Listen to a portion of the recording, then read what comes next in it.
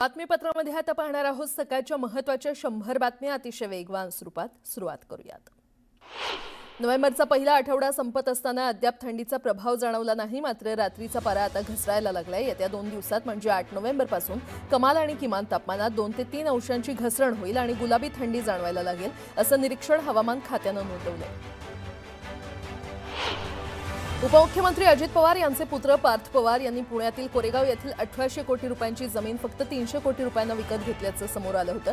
आता Parth पवारांनाही clean chit मिळणार, ते जमीन मिळवतील आणि तुम्ही असेच बसा, असा टोला उद्धव ठाकरे यांनी लगावलाय।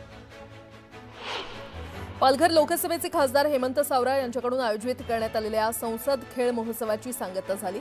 गेल्या 6 दिवसांपासून पालघरच्या आर्यन हायस्कूल मैदानावर सुरू असलेल्या या खेळ महोत्सवात 6 लाखांहून अधिक खेळाडूंनी सहभाग घेतला। वनमंत्री तथा पालघरचे पालकमंत्री गणेश नाईक यांच्या हस्ते विजेत्यांना सन्मानित करण्यात आलं।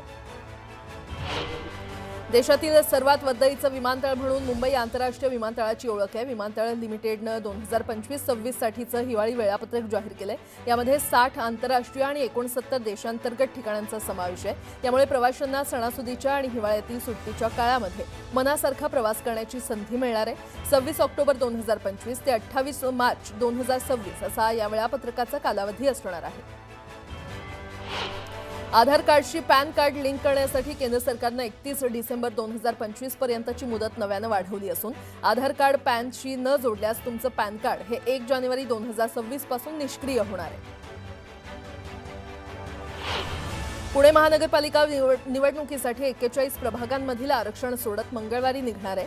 महापालिकेच्या आगामी निवडणुकीसाठी 41 प्रभागातून 165 नगरसेवक निवडून दिले जाणार आहेत। रायगडच्या म्हसळा तालुक्यात वृद्ध दाम्पत्याच्या संशयास्पद मृत्यू झाल्याची धक्कादायक घटना घडली आहे। पोटच्या पोरांनीच आपल्या वृद्ध आईवडिलांची हत्या केली असून या प्रकरणी दोघांना पोलिसांनी ताब्यात घेतले।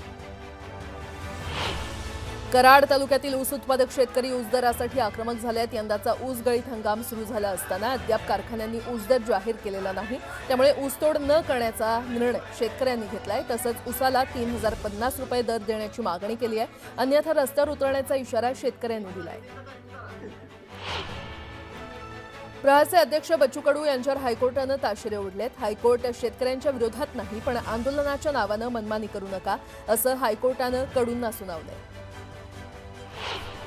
खासदार बजरंग सोनावणे यांनी मुख्यमंत्र्यांना पत्र लिहिलंय। जरांगे पाटलांच्या हत्येच्या कटाची SIT मार्फत चौकशी करा, त्यांना Z+ सुरक्षा प्रदान करा, अशी मागणी सोनावणे यांनी केली आहे।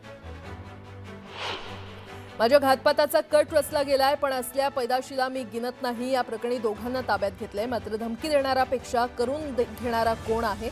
तू नेता असला तरी चुकीच्या ठिकाणी हात टाकला, असं म्हणत जरांगे यांनी इशारा दिलाय। तर 11 वाजता आज धमकी संदर्भात ते खुलासा करण्याचा इशारा देखील त्यांनी दिलाय। ओबीसी आंदोलक लक्ष्मण हक यांचं बीडमधील निकटवर्तीय परमेश्वर वाघमोडे यांनी नाराजी व्यक्त केली आहे। लक्ष्मण हक यांनी बीड जिल्ह्यातील सर्व कार्यक्रम घेणं बंद केल्यानं तुम्ही धनगरांच्या मदतीला येत असाल तर आमची नाही तर तुमची लढाई तिकडे पलीकडे आहे, असं वाघमोडे यांनी म्हटलं। मंत्री नितेश राणेंनी नाशिकमध्ये गोदा आरतीसाठी हजेरी लावल्याचं पाहायला मिळालं। नितेश राणे अचानक नाशिक दौऱ्यावर गेलेत, दरम्यान यावेळी त्यांनी हजेरी लावली।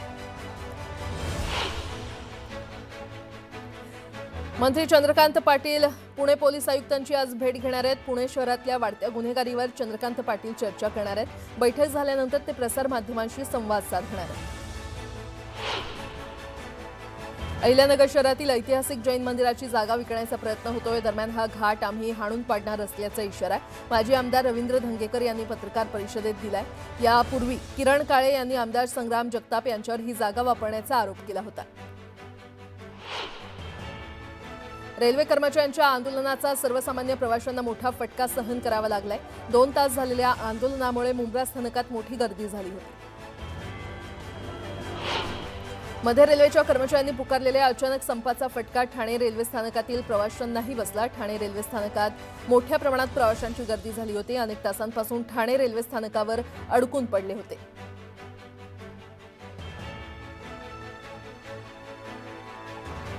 यासोबतच इतरही काही महत्त्वाच्या बातम्या आपण पाहणार आहोत।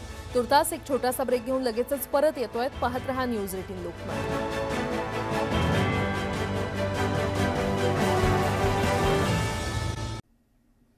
ब्रेक नंतर आपलं पुन्हा एकदा स्वागत। उर्वरित बातम्या पाहूया।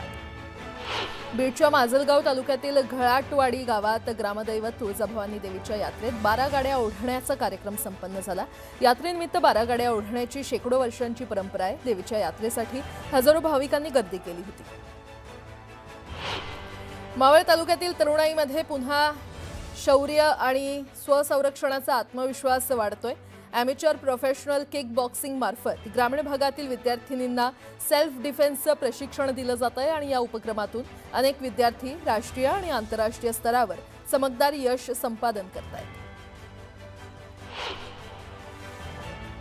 पुणे जिल्ह्यातील खेडमधील वाळद इथे बिबट्याला जेरबंद करण्यात आले। मानवी वस्तीमध्ये बिबट्याचा संचार वाढल्यानं वनविभागानं प्रत्येक गावात पिंजरे लावले आहेत आणि बिबट्या जेरबंद झाल्यानं परिसरातील नागरिकांनी वनविभागाचे आभार मानले।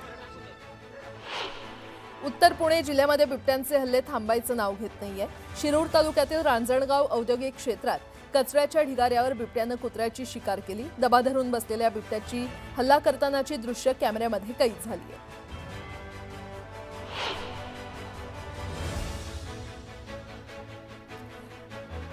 पार्थ पवार यांच्या जमीन गैरव्यवहार प्रकरणातल्या घोटाळ्याची माहिती बाहेर आली आहे आणि या प्रकरणी देवेंद्र फडणवीस यांनी चौकशी लावली आहे। चौकशीत योग्य ती गोष्ट पुढे येईल, त्यानंतर त्याच्यावर बोलणं योग्य होईल। अपुऱ्या माहितीवर बोलणं योग्य होणार नाही असं जयंत पाटील म्हणाले। अकोला येथील आस्थापना विभागातील वरिष्ठ लिपिक ममता संजय पाटील यांना अमरावती लाचलुचपत प्रतिबंधक विभाग पथकानं 8,000 रुपयांची लाच स्वीकारताना रंगेहात पकडलं। या प्रकरणी आरोपी लोकसेवकाविरोधात खदान पोलीस ठाण्यात गुन्हा दाखल करण्यात आला आहे।